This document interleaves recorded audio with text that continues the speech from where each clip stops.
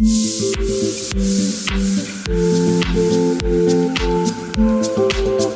भी देखेंगे तमाशा तेरी लैलाई का। आज हमारे साथ मौजूद है रहमान और अरमगान। ये शौक कैसे आया आप दोनों में? यूनिवर्सिटी की सोसाइटी अच्छी थी, सोसाइटी में कुछ भाई थे, सीनियर थे। अगर आपको किसी भी सिंगर के साथ परफॉर्म करने का मौका मिला तो वो कौन होना चाहिए या होनी चाहिए? मेरे फेवरेट है श्रेया घोषाल। वो है सुबह स्टार जो रोज होता है प्यार। उनका नाम आप बताएंगे? अली जफर की बात हो रही है। Am I right? अस्सलाम वालेकुम नाजरीन, मैं हूँ आपकी मेज़बान सायरा सैयद और आज मैं पाकिस्तान के इमर्जिंग टैलेंट के हवाले से बात करूँगी। पाकिस्तानी नौजवान नस्ल के क्या शौक़ है, क्या पैशंस हैं और इनको पूरा करने के लिए उनको किन किन ऑब्स्टेकल्स का सामना करना पड़ता है। जी नाज़रीन, तो आज हमारे साथ मौजूद है रहमान और अरमगान। अस्सलाम वालेकुम। पहले मैं आप दोनों से ये पूछना चाहूँगी, ये शौक़ कैसे आया? जैसे अभी मैंने ऑफ कैमरा आप दोनों को गाते सुना है, ये शौक़ कैसे आया आप दोनों में? जी, सुनने का तो शुरू से शौक़ था, लाइक बचपन से सुनते आ रहे हैं। काफ़ी सारे आर्टिस्ट इधर पाकिस्तान से भी, इंडिया से भी सुनते आ रहे हैं। लेकिन ये कि गाने का ऐसा कॉलेज लेवल तक तो कुछ नहीं पता था कि गा भी सकता हूँ कि नहीं गा सकता। लेकिन वो यूनिवर्सिटी आया, यूनिवर्सिटी की सोसाइटी अच्छी थी, सोसाइटी में कुछ भाई थे, सीनियर थे, तो उनके साथ जब बैठना स्टार्ट किया तो बस वहीं से शौक़ भी डेवलप हुआ गाने का। सुनने का तो शुरू से था और बस वहीं से स्टार्ट हुआ। और इंस्पिरेशन तो खैर पाकिस्तानी बहुत बड़े आर्टिस्ट हैं, आतिफ़ असलम साहब, तो मेजॉरिटी आजकल की नौजवान नस्ल के वही हैं, तो उनकी तरह हमारे भी वही आतिफ़ असलम हैं। अच्छा, मुझे बताएं आप दोनों क्या क्या पढ़ रहे हैं और पढ़ाई के साथ साथ इस पैशन पे फोकस करना कितना मुश्किल है आप दोनों के लिए? तो ऐसा है कि पढ़ाई जो है वो तो लाजमी सी बात है। अगर घर वाले भी आपको मतलब कि कहते हैं कि कोई चीज़ आप कर लो, तो उनकी पहली डिमांड यही होती है कि आपकी पढ़ाई जो है ना उसका हर्ज नहीं होना चाहिए, क्योंकि उनकी ना सारी उम्मीदें आपकी पढ़ाई से ही होती हैं। माँ बाप की ना पहली प्रायोरिटी, और वो कहते हैं कि आपके बच्चे की ना वो पहली प्रायोरिटी जो है वो पढ़ाई होनी चाहिए। तो ये है कि जब मतलब म्यूज़िक करना होता है तो बस ये मुश्किल होती है कि जो आपकी स्टडी का काफ़ी हर्ज होता है। फॉर एग्जांपल अगर यूनिवर्सिटी में कोई मतलब कि जैसे वाइवा वगैरह आ जाते हैं, फाइनल्स वगैरह आ जाते हैं, क्विज़ेस, असाइनमेंट्स, इतनी ज़्यादा बर्डन बहुत ज़्यादा होता है। तो इस तरह ये होता है कि लाइक म्यूज़िक सोसाइटी का कोई भी इवेंट हो उसी दौरान, तो हमें ना या उसे देखना पड़ता है या उसे प्रायोरिटाइज़ करना पड़ता है या फिर इसे देखना पड़ता है कि हम क्या करना चाह रहे हैं। तो ये ना कभी कभी चूज़ करने में ना काफ़ी मुश्किल हो जाती है, ये होता है। लेकिन ये है कि फिर भी अगर आप पैशनेट हो किसी चीज़ के बारे में तो टाइम निकालना पड़ता है। लेकिन माँ बाप की मैं फिर वही बात कहूँगा कि माँ बाप की पहली ज़िद ये होती है कि हाँ करो आप जो कर रहे हो, लेकिन ये है कि आप पहले अपनी पढ़ाई को तवज्जो दो। लेकिन टाइम निकालना काफ़ी मुश्किल है, लेकिन हो जाता है। मैंने संभाव यार ये सवाल मेरे से ना ही किया जाता तो अच्छी बात होती, क्योंकि पढ़ाई और मेरा ताल्लुक अच्छा नहीं है वैसे। क्योंकि पहले मैट्रिक में नंबर अच्छे थे, एफएससी में आया तो गिटार आ गया मेरी लाइफ में, तो नंबर काफ़ी बुरे आए। घर वालों से लड़के मैथ्स को मैं एडमिशन लिया, पर उन्होंने कहा मरासी बन रहा है, ये क्या कर रहा है, ये क्या होगा, कैसे होगा, क्यों होगा। तो करते कराते जी आज ये है कि फिर एक डिप्रेशन का फेज़ आया मेरी लाइफ में, जहाँ पे मैंने 1 साल फ्रीज़ करवाया था, यूनिवर्सिटी में पढ़ा नहीं मैंने। सैड लाइफ तो अब ये सीन है कि पढ़ाई चल रही है, पता नहीं कहाँ चल रही है, साथ म्यूज़िक भी चल रहा है, वही पता नहीं कहाँ चल रहा है। पहले ये है कि मैंने म्यूज़िक इस वजह से चूज़ नहीं था किया कि मुझे उसे प्रोफेशन परस्यू करना था। मेरे लिए it's an escape, it's an form of art. So मैं इसलिए करता हूँ कि मुझे अच्छा लगता है। मुझे दुनिया के ये जो नॉर्म्स हैं, वैल्यूज़ हैं, जिस तरह आप चलते हैं, मतलब एक नॉर्मल इंसान एक साइकिल में चलता है, मुझे वो साइकिल अच्छा नहीं लगता है, तो दैट्स व्हाई आई डू। अच्छा रहमान, मुझे आप बताओ कि आप भी इस शौक़ को, इस पैशन को ऐसे ही रखना चाहते हो, इसमें आगे बाकायदा करियर परस्यू करना चाहते हो? ऐसा है कि अभी फ़िलहाल तो स्टडी साथ चल रही है, तो मैं इतना इससे टाइम दे नहीं पा रहा, मतलब अपने पैशन को नहीं टाइम दे पा रहा। लेकिन मैं इन फ्यूचर मतलब इसे ही परस्यू करना चाहूँगा। अपनी डिग्री तो खैर साथ साथ होती रहेगी, क्योंकि वो मेरा वैसे भी लास्ट ईयर है, ऑलमोस्ट लास्ट ईयर है, तो लेकिन ये मैं परस्यू साथ साथ करूँगा। और वैसे भी कोशिश होती है मेरी कि मैं जितना सीख सकूँ, तो इसे भी प्रॉपर टाइम दूंगा इंशाल्लाह। और मतलब अपना इसे प्रोफेशनली लेके चलूँगा, ठीक है। जैसे मतलब बाकी आर्टिस्ट होते हैं, लाइक वो अपना studio recordings and all, albums वगैरह, तो इंशाल्लाह उसकी भी मेरी है कोशिश, और इंशाल्लाह खूब मेहनत भी करूँगा उस पर।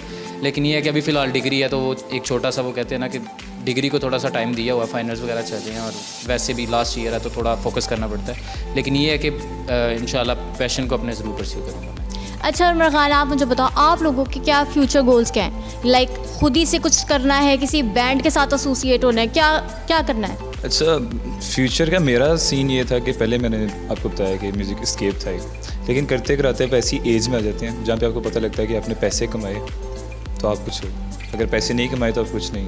अब दूसरे अगर मैं कुछ ऐसी फील्ड चूज़ करता हूँ जिसमें म्यूज़िक नहीं है या फिर मेरा इंटरेस्ट नहीं है तो शायद मैं ना कर रहा हूँ। अब म्यूज़िक अगर मैंने अपनी ज़िंदगी में रखना है तो पैसे भी कमाने हैं तो ऑब्वियसली मुझे कुछ ऐसा करना पड़ेगा कि मैं कुछ ऐसा करूँ जिससे पैसे भी आएँ।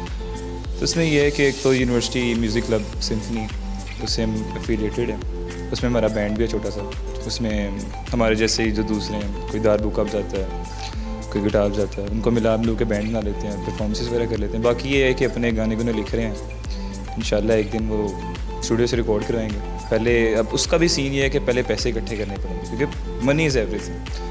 तो अभी ये सोचा है कि थोड़ी सी छोटी मोटी जॉब के साथ करके साथ पैसे कमा के तो अपने पहले 1-2 गाने रिलीज़ करेंगे, उसके बाद देखेंगे अगर बन गई तो बन गए, नहीं तो फिर आपके सामने ही है। अच्छा अरबाज खान, आपके हाथ में मैं एक गिटार देख रही हूँ और आप गिटारिस्ट भी हो, तो मुझे बताओ एक गिटारिस्ट में आपके नज़दीक कौन सी 3 क्वालिटीज़ होना ज़रूरी है? गिटारिस्ट के लिए आई थिंक उसे बेसिक म्यूज़िक थ्योरी का पता होना चाहिए, स्केलिंग का पता होना चाहिए कि अगर किसी के साथ वो बजा रहा है तो वो कौन से स्केल पे गा रहा है, नोट्स है।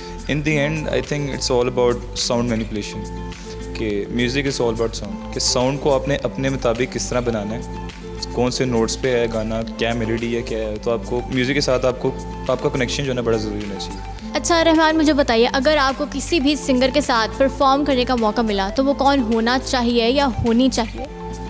वैसे तो बहुत सारे सिंगर्स हैं, मतलब जिनसे काफ़ी कुछ सीखा है, सुन के अच्छा लगता है उन्हें और दिल करता है कि बंदा इनके साथ काम करे या इनके साथ कोई अपना गाना है। बहुत सारे हैं, लेकिन एक आतिफ़ असलम जो पाकिस्तान से आतिफ़ असलम के साथ है कि अल्लाह खैर करे, कभी मौका मिला इंशाल्लाह। और एक इंडिया से मेरे फेवरेट है श्रेया घोषाल, तो मेरा है कि अल्लाह ने कभी मौका दिया तो इंशाल्लाह ज़रूर उनके साथ काम करने का मौका मिले तो ज़रूर अवेल करूँगा इंशाल्लाह। अरबाज खान, आपसे भी मेरा सेम सवाल है कि अगर आपको भी किसी सेलिब्रिटी के साथ, किसी सिंगर के साथ परफॉर्म करने का मौका मिला तो वो कौन होनी चाहिए और होना चाहिए? अच्छा, मैं जिसके साथ परफॉर्म करना चाहता हूँ, मुझे लगता है मैं आपको ना उसका गाना गा के सुनाता हूँ, फिर शायद आपको पता लग जाए कि वो है कौन शख्सियत। यार ये पकड़िएगा ज़रा। तो वो मतलब स्टेज पे आते हैं, वो स्टार्ट ऐसे करते हैं कि हाँ जी, काली काली रात में काले चश्मे पहन के आता हूँ, हर पार्टी की जान बन जाता हूँ, गिटार विटार बजाता हूँ, तबले पे सबको नचाता हूँ, उल्टे सीधे गाने मैं गाता हूँ।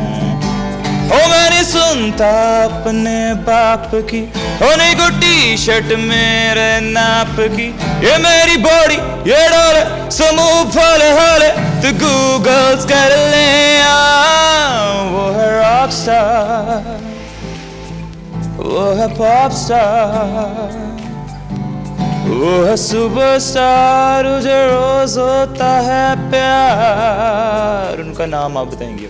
अली ज़फ़र की बात हो रही है, एम आई राइट? एब्सोल्युटली। वो इस वजह से कि वो एक्टिंग भी करते हैं, गाते भी हैं, गिटार भी बजाते हैं, पेंटिंग भी करते हैं और उनका लाइटिंग एंड प्रोडक्शन भी है। अल्लाह करे किसी टाइम मुझे रख लें वो, अगर वो देख रहे हैं तो। बाकी ये है कि ऐसी क्या चीज़ है कि जो कर नहीं सकते, मैं ये जानना चाहता हूँ, बस दैट्स इट। अच्छा मुझे बताएं, आप दोनों ने अपने बैंड का क्या नाम सोचा है? कुछ सोचा भी है कि नहीं सोचा हुआ? कुछ तो सोचा होगा कि हमने अपने बैंड का नाम ये रखेंगे, तो क्या नाम रखा है? आजकल तो वैसे पाकिस्तान में कोई बैंड कल्चर इतना कोई ख़ास है नहीं, चंद एक ही बैंड है जो कामयाब है, जैसे बयान वगैरह या ओज वगैरह जो नए आए हैं। पहले होता था बैंड कल्चर, तो तब ना नौजवान नस्ल का थोड़ा ध्यान, मतलब जो म्यूजिशियंस थे उनका ध्यान था बैंड्स की तरफ। लेकिन आजकल लोग प्लेबैक सिंगिंग को ज़रा थोड़ा ज़्यादा प्रायोरिटाइज़ करते हैं, तो मैं भी उनमें से एक हूँ कि लाइक प्लेबैक सिंगिंग मुझे ज़्यादा पसंद है। लेकिन अगर इन फ्यूचर कभी बैंड बना या बनाया तो उसका नाम मैं तो ये रखूँगा बेनाम, नाम बैंड का नाम ही बेनाम रखूँगा। तो ये थोड़ा इंटरेस्टिंग लगा और थोड़ा कैची भी है, तो इस वजह से मुझे ये नाम पसंद है। अगर मैंने कभी बनाया तो इंशाल्लाह ये नाम रखेंगे। वैसे इतना कोई है नहीं बैंड कल्चर की तरफ ना, प्लेबैक सिंगिंग को ज़रा थोड़ा ज़्यादा लाइक करता हूँ। अच्छा, मुझे अरमान खान और रहमान आप दोनों बताओ, घर की तरफ से कोई प्रेशर है या वो लोग फुल सपोर्ट करें आपके इस पैशन को? यार घर वाले मेरे तो चाहते हैं कि मैं भी छोड़ दूँ ये और कोई पैसे वाली नौकरी करूँ, इसमें ढेर सारा पैसा है, क्योंकि म्यूज़िक में कोई फ्यूचर नहीं है, बड़ा मुश्किल है, लेकिन क्या करें, पकड़ लिया तो करना तो है, तो देखिए क्या बनता है। एज सच कोई रिस्ट्रिक्शंस तो नहीं है घर वालों से, काफ़ी सपोर्ट करते हैं वैसे तो वो हर चीज़ में, मतलब कि लेकिन वो कहते हैं कि पढ़ाई को ना साथ साथ लेके चलो, लेकिन सपोर्ट वो करते हैं, मतलब कहते हैं कि ठीक अगर आप कर रहे हो अच्छा करो, सीखो कुछ पहले फिर करो।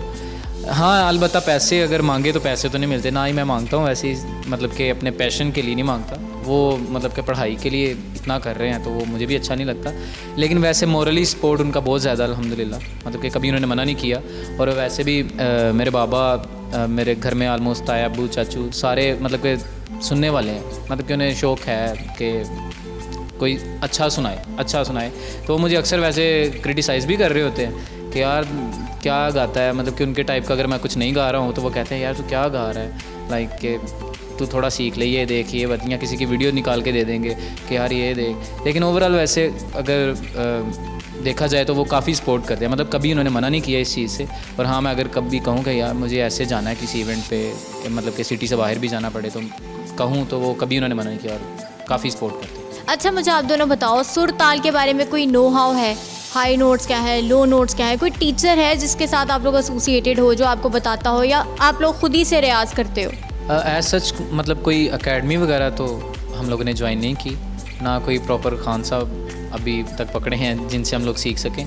वैसे होता ये बहुत ज़रूरी है अगर आपने इम्प्रूव करना है, लेकिन ये है कि हमारा शुरू से यही है कि हम जिस क्लब में थे, सिम्फनी टीम सिम्फनी में है हम लोग, हमारी यूनिवर्सिटी के म्यूज़िक क्लब में, तो उनके सीनियर से हम लोगों ने काफ़ी कुछ सीखा है। लाइक मतलब कि जैसे सुर ताल के बारे में आपने अभी कहा, सुर ताल का एज सच तो हमें जितना खान साहब वगैरह बता सकते हैं, हारमोनियम प्लेयर्स जो होते हैं, एज सच हमें इतना कोई नहीं पता, लेकिन सीनियर्स हमें ये ज़रूर बताते हैं कि ऐसे रिदम में रहते हैं जिसे हम लोग ताल कहते हैं, ठीक है। और सुर तो लाइक एक गाने में सुर जो हैं वो तो बहुत ज़रूरी हैं, तो वो भी मतलब सीनियर से जितनी गाइडेंस मिली है तो वो आज तक मिली है। और वैसे सुन के ज़्यादातर सुन के हम लोगों ने सीखा है, कह सकते हैं कि सेल्फ मेड कह सकते हैं, जो सुन के सीनियर से पूछ के। वैसे प्रॉपर कोई उस्ताद या कोई भी एकेडमी हम लोगों ने नहीं ऐसा ज्वाइन की। अरमान से पूछ लें बाकी कि उन्होंने अगर की। यार एज सच सुर ताल का कोई इतना ख़ास आइडिया तो नहीं है, लेकिन मुझे ऐसा लगता है कि इट्स ऑल अबाउट साउंड, ठीक है। सबसे पहले सुर की बात करें तो साउंड की फ्रिक्वेंसी होती है, तो कुछ ऐसी फ्रिक्वेंसीज हैं जो कानों को अच्छी लगती हैं।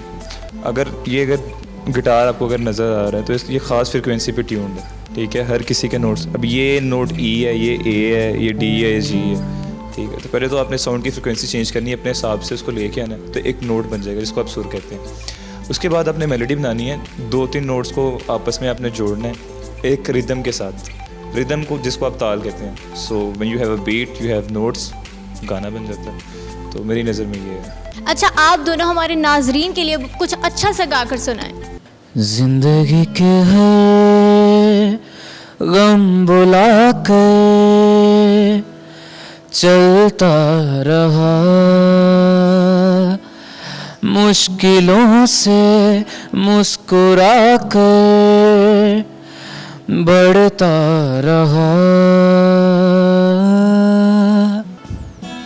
तू मिल गई तो लगा जैसे कितनी ही बेरूह थी जिंदगी, पल पल खुदा से तेरा इश्क मांगा, दुआ क्यों हुई अनसुनी।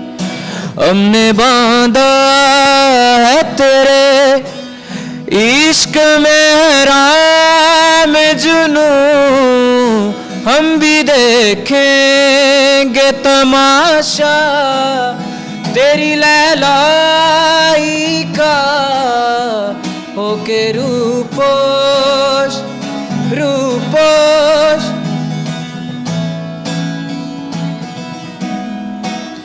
देख तुझको ही बस देख कर, भूली मुझको ही मेरी नजर, तुझको शायद नहीं है खबर तुझको जीते हैं हम किस कदर, जुड़े जो तेरे ख्वाब से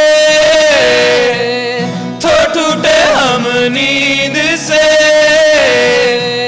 ये कैसा तेरा इश्क है साजना, तू हाथों में तो है मेरे, है क्यों नहीं लकीरों में, ये कैसा तेरा इश्क है साजना। अरे वाह, बेहतरीन, क्या आवाज़ है, क्या सुर है, क्या ताल है। नाज़रीन, ये था हमारा आज का प्रोग्राम। अगर आपको हमारी ये वीडियो पसंद आए तो हमारे चैनल को लाइक, सब्सक्राइब और शेयर करना नहीं भूलिएगा। And don't forget to press bell icon as well. आपसे मुलाकात होगी इंशाल्लाह फिर, तब तक के लिए अल्लाह हाफिज़।